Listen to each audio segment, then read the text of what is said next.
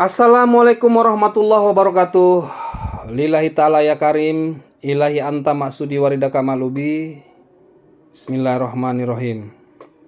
Asyhadu alla ilaha illallah wahdahu la syarikalah, ilahan wahidan wa rabban sahidan la ma'budan siwa wa huwa nahnu lahu muslimun. Shadaqallahul azim.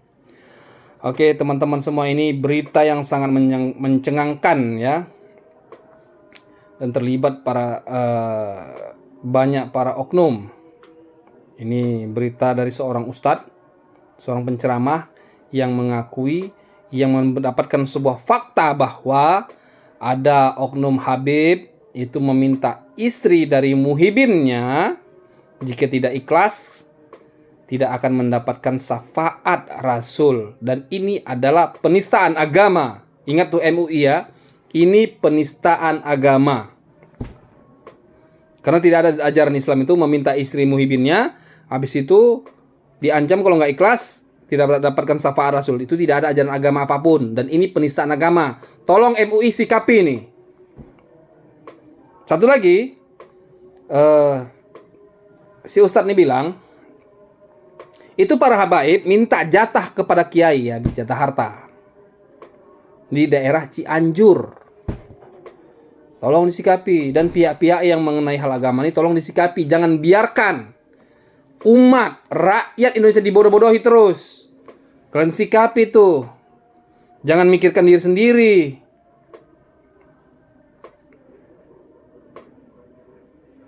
Oke teman-teman, kita sebelum kita membahas lebih lanjut, kita saksikan dulu cuplikan videonya dari seorang ustadz, seorang penceramah. Oke, tidak lama-lama lagi, check it out. Kapan hari saja saya dapat informasi sangat akurat. Mohon maaf, ini perlu saya buka. Ada di daerah Cianjur salah satu pesantren besar, Pak.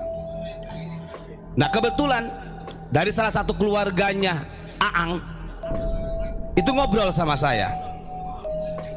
Kang, beberapa bulan yang lalu itu ada Habib dari Empang Bogor.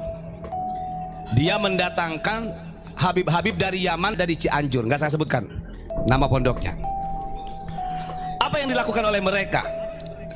Selain mereka dawir, yang hebatnya lagi, lucunya lagi, karena istri kiainya ini jamilah jiddan, cantik, gelis. Itu di waktu itu juga, di tempat itu, orang yang mengatakan cucunya Rasul dari Yaman ini meminta istrinya kiai. Gendeng mana? Gendeng.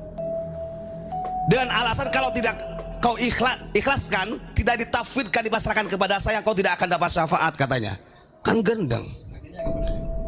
Yo, namanya orang itu muhibin, karena wis kadung percaya itu duriannya Rasul, ya rela.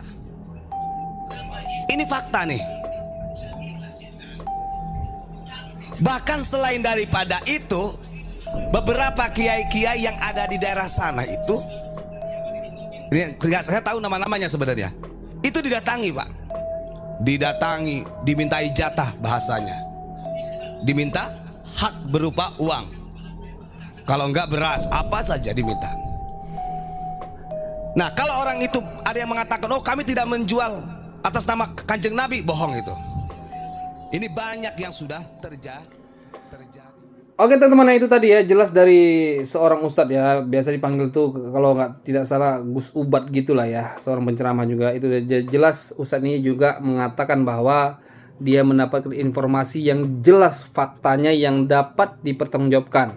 Dan memang si ustadz ini tidak menyebutkan nama pondok pesantrennya. Jadi ini kejadian ini dari pondok pesantren ini cuman tidak disebutkan, tapi jelas bahwa hal yang dapat dipertanggungjawabkan ustadz ini adalah seorang Habib yang meminta istri muhibinnya, jika tidak ikhlas tidak dapat syafaat Rasul. Dan ini adalah penistaan agama namanya. Dan ini harus disikapi. Pihak yang menyikapi MUI ya, biasa MUI tolong sikapi ini. Habib ini di daerah Cianjur nih, kata ustadz tadi nih. Tolong disikapi. Ini pembodohan, ini penistaan agama, pembodohan terhadap umat, penistaan agama namanya. Tidak ada ajaran agama apapun itu ketika seorang keturunan boleh meminta istri muhibinnya jika tidak ikhlas, diancam tidak ikhlas, tidak akan mendapatkan syafaat. Ya, itu ancaman kan? Jika tidak ikhlas, tidak akan mendapatkan syafaat. Itu ancaman. Itu pidana. Nah, itu sudah jelas itu. Penistaan agama namanya. Jadi jangan dibiarkan. Nah, gunakan hati. Kalau nggak pandai gunakan otak, gunakan hati. Nggak pandai gunakan hati, gunakan otak. Jangan dibiarkan umat tuh dibodoh-bodohi.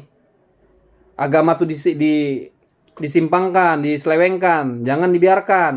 Dan juga tadi Ustadz nih mengatakan bahwa ada para habib itu meminta jatah dengan para kiai. Seperti uang preman, uang PS, gitulah kira-kira. Minta harta.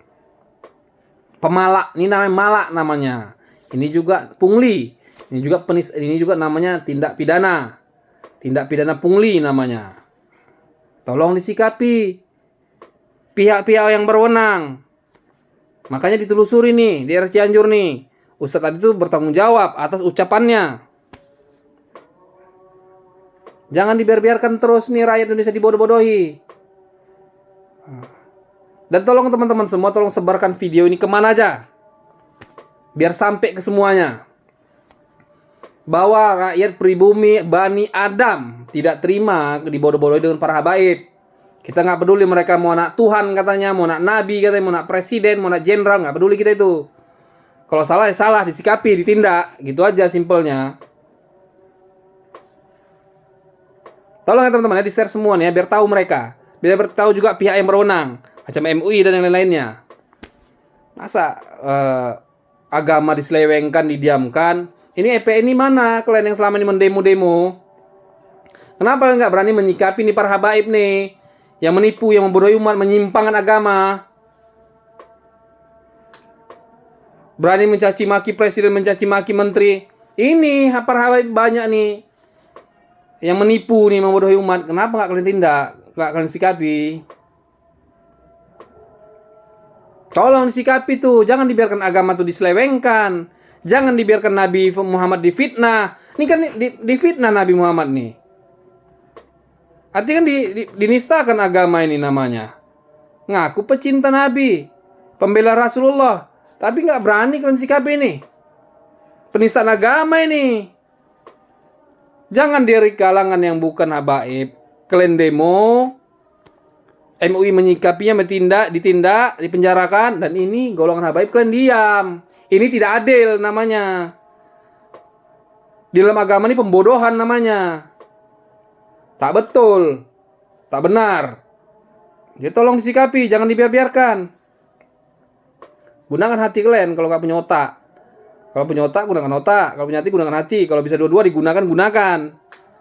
Nah, masa rakyat Indonesia dibodoh-bodohi, umat Islam dibodoh-bodohi, diam aja. Agama diselewengkan, Nabi Muhammad difitnah, dibiarkan.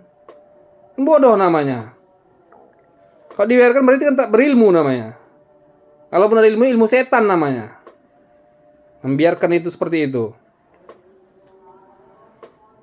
Jadi tolong teman-teman share semuanya kemana aja lah.